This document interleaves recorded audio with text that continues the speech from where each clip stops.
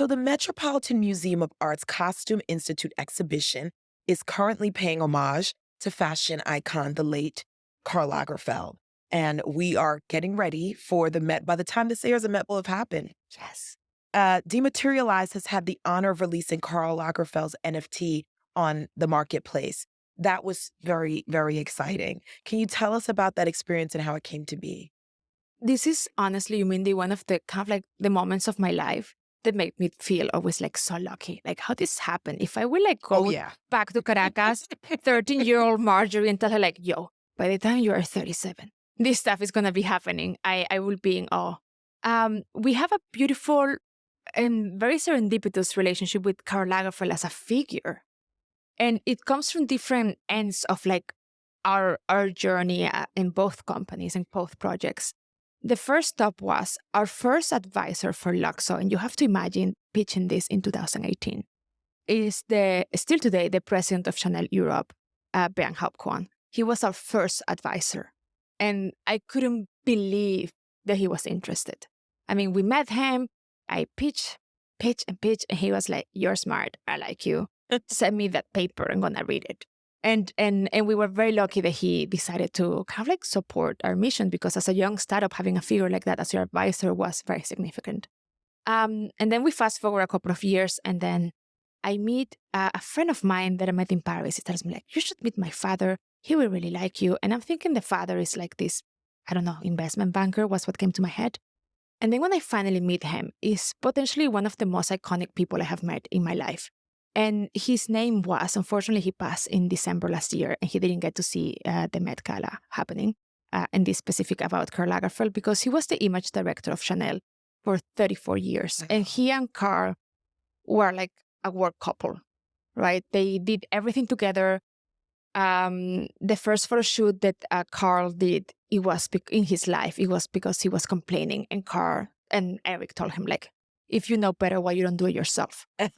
And then he, in a very French way, that French sassiness that we all like. And Karl went and shot the first shoot. And they had a very close relationship. Karl designed shirts only for Eric and get them made for him. And that was the shirt that he will wear every day. And I did the same thing that I do to everybody, man. I told him the story about LUKSO and the Dematerialized, and he loved it. And he told me, Karl will have loved it. This was shortly after Karl passed, and he told me he was always into technology. He was the first guy to get the newest iPhone. He will buy iPhones for everybody. Like everybody needs to have the latest iPhone. And he basically showed me that how an industry that in my mind seemed so far away, coming from Caracas, all of a sudden was so accessible and so friendly and so special as he was. So Eric became, as well as advisor and a wonderful friend and mentor in many, many ways. And, Karl, Eric inherited Karl's photographic archive. All of the pictures he ever took were Eric's. And then Eric and his family, who he has a fantastic family, and we started working on this project of bringing the archive to the blockchain and make it last forever and capture so many of those memories that Eric remembers of those shoots. And we're still working on it. And that caught the attention of Karl Lagerfeld, the brand. And that's the reason why we are participating in the Met Gala. The fantastic team at the Karl Lagerfeld brand, we had a few conversations. They were very interested in entering the space of understanding how can we translate the incredible ethos and vision of Karl Lagerfeld into this new world that is happening. I call it the metaverse or otherwise. And Karl Lagerfeld was famous for this sentence. I'm possibly misquoting him, but it was something like, embrace the present and envision the future, something like that. So he was primarily interested in the future. So that the brand Karl Lagerfeld is doing the same. So we've been very fortunate since being able to share with them that journey to entering Web3, entering the dematerialized world, entering the world of digital only products that we are all very sure Karl has loved himself. So we are in a surreal fashion involved in this amazing historical moment. And together with them, we have a couple of things in the making that we will show on Monday. Oh my May goodness. 1st. Exciting. Exciting. Yes. Well, we'll have to follow up on that. That's really Yes. brilliant. Yes. It's so wonderful to hear. And I just remember feeling the sheer joy and excitement of seeing. I didn't snag one. I missed out. I must have been traveling or something, but it was really great seeing everyone repost their NFTs. And it's, such an iconic piece and for years to come, right? 100%. And the first time when we released the first Karl Lagerfeld doll was on his birthday on, I think, 2021, if I'm correct. And I was actually here in New York, and I was walking to a meeting, and the drop was happening 9 a.m. New York time. And I was like, shoot, am I going to miss my own drop? I know. So, like, what's happening? And then I go into my mobile phone, and then I mean, I'm the founder, so I shouldn't be impressed, but I was impressed. I promise it was a very impressive moment. I log in, and then I bought with Apple Pay, and within like 10, 15 seconds, I have purchased the NFT. And yes, I designed the user journey, but I was still very impressed that all of a sudden it just worked so easily. And I was like, did I just buy an NFT? Is this what we're building? It's actually, and it was such a fantastic moment because I was all of a sudden I was an actual user. I was on a rush. We don't get any special access. We have to like try to get it just as much as everybody else. And I was running and I was walking and I'm roaming with my German data plan. And all of a sudden, I managed, and I was like, With "Wow, your German data plan." there we go. Thank you, Vodafone." No, but it's still like it was such an impressive moment, and I was like, "Wow!" And yeah, those dolls sold out incredibly quickly. Yes, they Yeah. did. They did.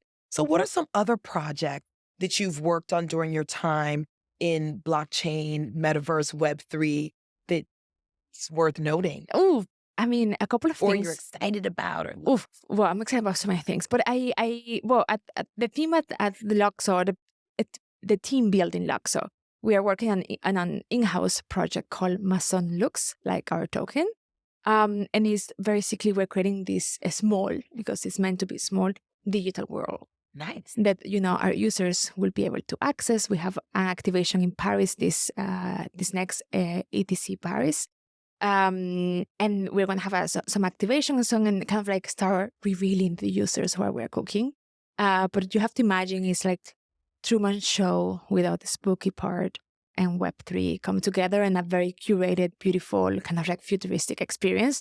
And all of a sudden, I'm back to like my architectural background comes again back into use. And the Dematerialized is going to start exploring more and more the world of what we call expressives, which is NFTs that are like around makeup, auras, all of these things that don't, either in the real world, they don't exist in the first place, or they are like some sort of consumable like makeup, right? That are meant to like be used and cease to exist. So we are exploring in that sense, and the Dematerialized is going to start doing some things in that direction. So, I don't know if you can answer this today, but I'm super interested in NFTs with beauty. Yes. Because I know that was in your initial white paper, and Yes. we don't have enough time, but obviously we're gonna have to sit down again because there's so many use cases, right? Yes, dude. And let's talk about that one. Like, what is a use case Yeah.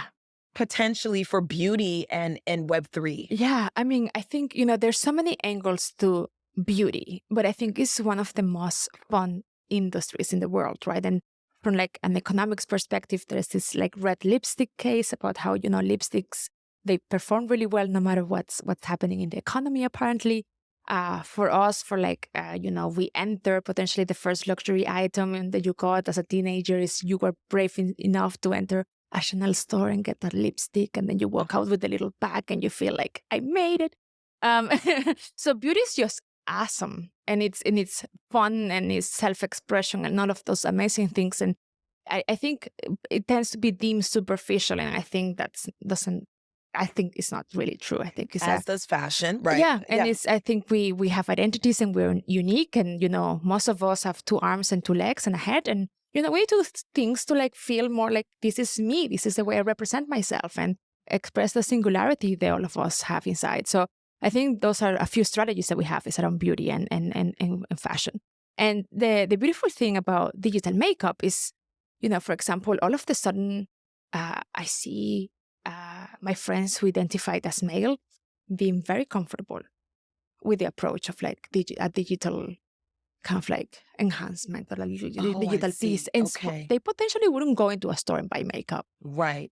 But all of a sudden, the digital part feels intelligent for them since it's interesting, it's not a risk. So you can explore the Explore look with the NFT. With the NFT. So a beauty brand can potentially sell you this look or that look, and you purchase the NFT, and now you can see what you would look like. 100%. Okay. And of course, we do that today with filters, right? And you will say like, okay, if I already get it for free, why should I get now an NFT?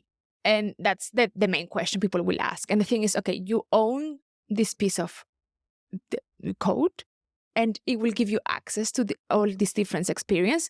But primarily, maybe that NFT might gain you access to once this beauty brand decides to produce an actually in-life collection based on the data and the knowledge that they have from their users of what was exciting and beautiful on the digital collection. So you can also use it for like forecast things and try new stuff. And, in the digital world, you can change looks as many times as you want during the day. You can have thousands and thousands of products. And, having a makeup drawer, my makeup drawer is already like collapsed, so I can't buy any more makeup. But in your digital makeup drawer can have all of these different things. And all of a sudden, you can potentially, your digital makeup can give you voting rights towards the next collection.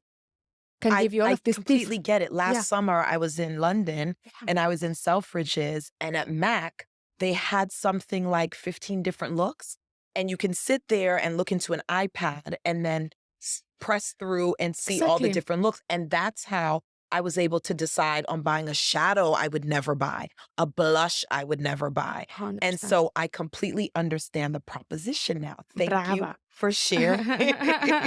Wonderful. So needless to say, Web3 has had a bumpy road over the last year or so. What are your thoughts on the ecosystem today, and what do you predict for the future? That's a hard question. Isn't it? Yeah. Let me get out my glass board. No, I think, we had a bumpy road, but it's the way I like to see blockchain. If the whole world all of a sudden we have to agree on something, how is that supposed to work? So it's mirroring a lot of the dynamics that are happening in the world that already exists at an accelerated pace, in a kind of like an arena where all of a sudden this insane amount of value are being created and this volatility, and anybody can participate and all of that stuff. So we're dealing with all the growing pains that come with a decentralized ledger technology. There is like a little bit of like anarchism, quite frankly, right? And communities have to form and communities have to come together and agree into things, and that consensus within the communities need to exist. And that's the beauty of it. But yeah, it's not easy, and it shouldn't be easy, right? Because there's no one central authority telling you what's up and what you're supposed to do. This is like everybody decides what's the best way, and all of a sudden like-minded people come together and start moving in that direction. So yeah, and of course, open the gates for a lot of like scams and speculators and like strange businesses and all of that. It's like, regulators need to catch up, lawmakers need to catch up, lawyers need to get educated, like so many things need to happen. But I think we are overall on an amazing trajectory because it's a technology that is very young still. We are like year kind of like 11 almost since the beginning. And, everybody's counting the clock from the moment the white paper from Bitcoin was published. Right. And, it was not like they did a marketing campaign for it. It was like they just put it on the internet. Right. And people start picking up. So it has been like this exponential growth. They started at 1, and then we are by a high multiple at this point. So I think for the future, I'm extremely optimistic. I think that comes from being from the Caribbean, being an sunshine house. I'm an optimistic, and I'm an optimist. And I think what is going to happen is that we are going to start seeing, these communities forming and having very clear opinions about certain things. We're going to see amazing products being built. Completely new ecosystems will appear. I think Web2 companies are going to have a massive issue catching up. I think we're going to see a massive disruption. A lot of businesses going out, becoming outdated. A lot of brands that we know for decades, they will become like irrelevant. And we will see a massive amount of like new companies and business and creators from all parts of the world emerging and powering this creator economy. And I think, the prediction for the future is that there will be many more bumpy roads, bumps around the road, there will be, more like prices going down and prices going up and all of that shebang. But overall, we're in a massive process of transformation, and that transformation is not going to stop. And eventually we're going to have amazing products and services, and they are built on premises that are way more fair and interesting.